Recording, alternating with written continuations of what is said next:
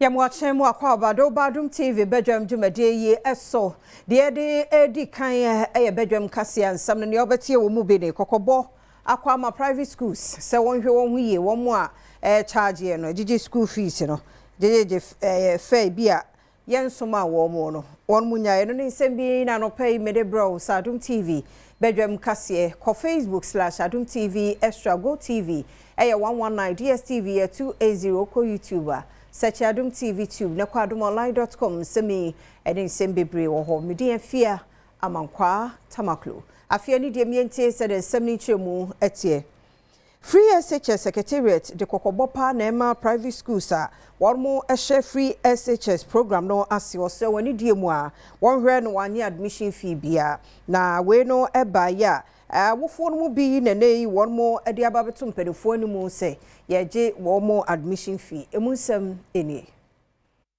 The private schools are not to charge any student any fee.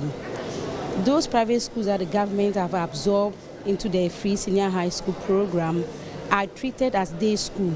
So they are not to charge any student any fee. The students are to go to school and they are to be treated as day students. However, if a school has a boarding facility, then a parent must be prepared to pay the difference, which is a boarding facility, to augment what government is paying for the child. So every school that has been absorbed under the free senior high school program is treated as a day school. And which Dr. Belinda started to just say. GES will meet and then they will decide what actions to be taken against those schools who are charging the fees. The numbers have gone down tremendously. We are happy that most of the challenges that have been brought, we have been able to address them. And I'm also happy that at least our efforts have been put into good use. For now, I want to keep those names because I wouldn't want the public to, so let's keep it for now because we are still doing investigation. So GES will write to them officially and then the matter will be taken up. So na Conference of Heads of Assisted Secondary School na ene one day share fufro eba was youth and social media as students. Sabeya and senior high school mofra mu bi sunu won ban ya woda na di e wo social no so no. Penifo che se won fan share pa emu na kwam a ebeje ensemu emune. Charles as a body is not happy when students troop to the social media with shameful sketches. We are coming up with new policy on the use of social media by students. That is when you are coming from this academic year, engaging in social media negatively, you will be dealt with as such. So as we are going, let your students know that we are not happy with the way you are using the social media. And what you or the futu Emma mo France, one actually for ye the umbetimi bia, afa akadia betimi abwa, achro madia nelsono, woma disu yankasa ejina mo frano so. Remember that your academic pursuits are your branded purpose as students, not reneging on the talent that your creator has imbibed in you.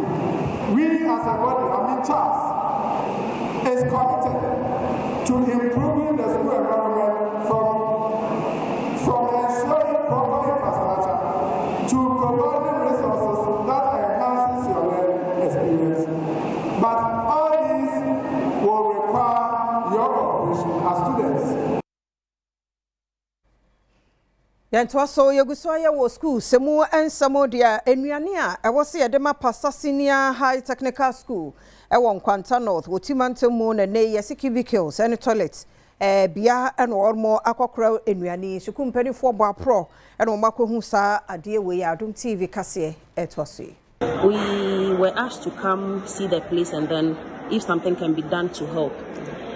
In our activity, the fire system you people have here, we don't think it's the best. So if there is anything you think the assembly can do to help your kitchen system, you may as well tell us here in this video. Well, you are welcome. It is true. We have modern kitchens that so many schools are now using. But unfortunately, we are found with this. So I will plead on the assembly if they can help us with that modern kitchen.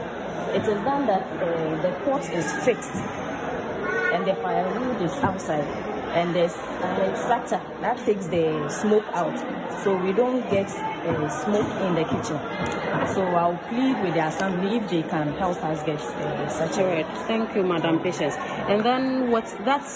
Maybe you'd have any other problem. The assembly, your kitchen, the school kitchen is facing. You may as well tell us so that we know. What? First of all, look at my floor. You see that my kitchen floor is not at all. Yes. There are no gutters for us to. There are no sinks for us to wash our cans. Our cans are not even enough. They are not enough, so they eat in batches. First bag will come and eat, bring their cans, then we will serve again before the others will eat. So if the assembly can do something about it. Ghana Yaman Penny Abedi Achere Professor Nana Jane Opoku Adwuma Yenya Meso dear ma ne make say what the politics ahodo akonfinfin mantemu mia ahodo enensuo enwa ye den no sa wonye emfa hwensuo emunsem. Or the 10 boreholes by Adamibri at Yenchen Bay, constraints. This is a way you've been or Bopapa. Now, there is a Obama tanks. Now, marketing so they become it's where the kind what they turn up. Oh, you grab a yen things to see me and can be a Dunuman Sunday or there, Domo, Womoto. It's my friend assembly. So, yeah, I would choose Senior West, Aguna West, Gumwa Central, Gumwa East, Gumwa East, na Gumwa West. Oh, yeah, one at Yenchen no come up. One or come up, MCA from the one brother, at least a baby and be one from baby or how long I say. The work was 1 year platform, no things slow. None we see, na Dromia, when you mesni cratche or Gumwa East, each na mesna cratche phone in our cananemo, at a Ghana man penina be dear cherry assay, so at 2 more, warp one more so yes, you did one Juma. Parliamentary Select Committee on Energy na nei womo kasa di ya wo mumfri said the illegal mining no energy sector na no den installations ahodo bi a wono ma ya esan galamsey nti enya ehawo ewo so no womo de wano atomo bi wabo pro akomie bi na deputy ranking member Collins Adom Mensa kasay. It is having a heavy toll on the energy sector also. It's not just about water, but Gridco complain about Galamsey, their pylons. People are digging where they have a lot of their pylons. Yesterday we were at Bui, and the Bui water situation is is deteriorating because of the Galamsey situation surrounding their water bodies. There is gas plants at Tema where they've seen encroachers building on the major pipelines. The WAPCO pipeline coming from all the way from Nigeria into Ghana. That is a major national security concern, and we want to appeal to the media to help us propagate this particular issue. Upon for share a one in the one some so much of your few more, I didn't some you to Jawa 9, Echo Agumaso Thermal Power Station, Wokumase.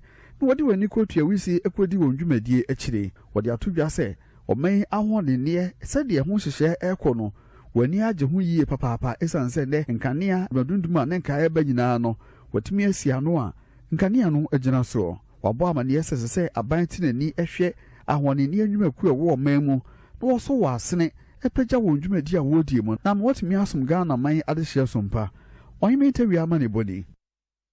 Adishia ya womo wo do na ne man here fra ban no wasre won so tokuma bi kura na yiri e de afa won de to nre ye ne enura na chi sei che se ha woro mo pa nti wasempedifo so onye bibi emfa ho baby amigine eye man here obepie mu ewo ablekuma wo manfo a wo motete a enura nsu a etoye no wo mo kire a nsuo no ejiri afa wo mo enya pade dodo na hyefie a bebre na entimi empie esukufo wo mo nso ehyehyefie wo manfo bi a wo motete mpatemu a wo mo ne Adom News nsentwofo twetwe nkomo no wo mo kire a wo manfo a wo mo sisi adan e de afa bebi a nsuo efa no eno ene de sa o hawi abrem land na kana esese nsuo no fam no bebre na omudi amatwa bi atoma mama omasi dan asi nsuo no mama sese ya hanum no asetena na akoya difficult yeti ha ye brew nsuo no ho pa nsuo to a obia ntimi ndane dan no ma wo hanum hanum no de o ha no de bebre pa kire se Nanka was a woman road no. And so kesi bi da enim ho. Ka was omo ye gota ne nkose nsu kesi ne mo. And omo direct road gota no de beto nsu kitiwe bi mu ha. Nti aba ma se nsu no tope entumi nko gota kitiwe ni mu. Na spread wa ha nyina konkrofo dem. Esai ha nyina ndra bebi ala lo kwan so nyina yiri ya nsu no eji fa bebi ya obetwa kwan mu kura kyese wo yi mpaboa na wo na asisi fom na wo de konti yesra ban ne se gota bi da ha so be ya amanya nkrofo bi so esidan esi ho time a omo be ye gata no man na we esidan esi ho no so ompene na omo nje gota na efo no de dan no so si kwan ni mu wan pene so enti omo nje gota no ye free ha ne yesan so e de ni ekye eye odona ehon nso no nsu na etoye no eya dia aha omanfo pa wo mo kira gata kese ai no ene connect eye odo no sa gata no eya dia emu esi a wo mo sire mpanifo so wo nye bibi emfa ho anye sa nsuo ni to abere bia ebe yiri afa omanfo enya pade yen a ye deda hanom na yen a ye adwuma wa hanom ne de nsuo ni to momo na se yiri a ha yen pa ko ye container sim ye fridge wo honom e be wura fridge nim ama nsuo ana se wo niam a wo ton nyina e be se no na je se wo tugu na akokoto foforo nsuo na to a no bi nso so hwie ne balance so gum ndenti me mfa ne nyina anko na wo se choku ni awei o ye adwuma wo ha se adwuma no wan wie kura na nsu ni sha se ba nti ye shetai no se ye shetai ni ntem anye se nsu no bokọ ka nti ndo ye by force ne shetai no ye she kwa nhwan ye Jack ni ba ku hwan ye ye ni say yes ah na kesi no so nti yesre gata ndi ha ye pa e ha ye nti mo hwe me bedin e the prince owusu esiedu Adom concern for Ghana Investment Fund for Electronic Communications say one more ehwe ni mo sabe ya new bill no ebetumi aba ne banso ebetumi aboa ama se wo pe bibi wo digital anasa abefo kwan yiso a Abba or Harriso, no Biansa Aka. I remember there was a semblance of launch of the 5G, but the infrastructure was not there. They didn't put the infrastructure, so that's why it was just a gimmick. So it's not out there. Currently, the minister is doing something about it. Minister Honorable Sam George is doing something about it. How they properly integrate the 5G into our system. Not mere fact of launching it and leave it as it is. The infrastructure is being put in place. What we are doing for now, because we are using the roaming mechanism at the rural telephony side, and the technology that was brought in through the Huawei, which we are doing the 2 and 3Gs, we want to see how best we can upgrade it to 4G for now. Whilst we are waiting for the proper infrastructure to be put in place for the 5G, then we can put on to that.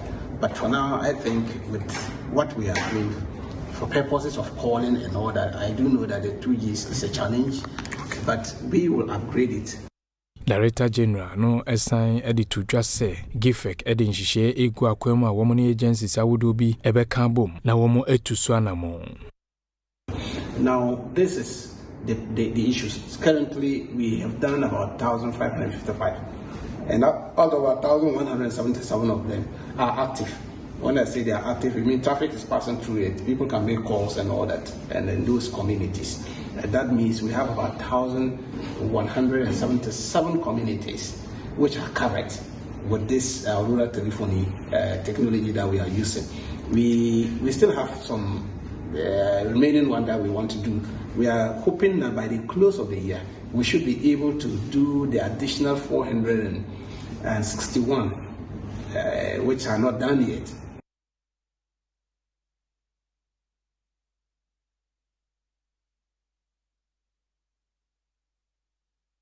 Nyano so na Adom TV bedwam kase no yemfansi ha na yemfa aguro agudemo ensem ene afede bonkrata no de ento so mamo yadamo asene titu no wa bi afei ena wo de wafide no ato ha na Adom TV bedwam jumade no anu ya hyase news no na yewie ya yede agudemo ensem na afei de bonkrata no ato so na afei health tips no aba beka ho ti emema na e krado ema wo mache emu akwaba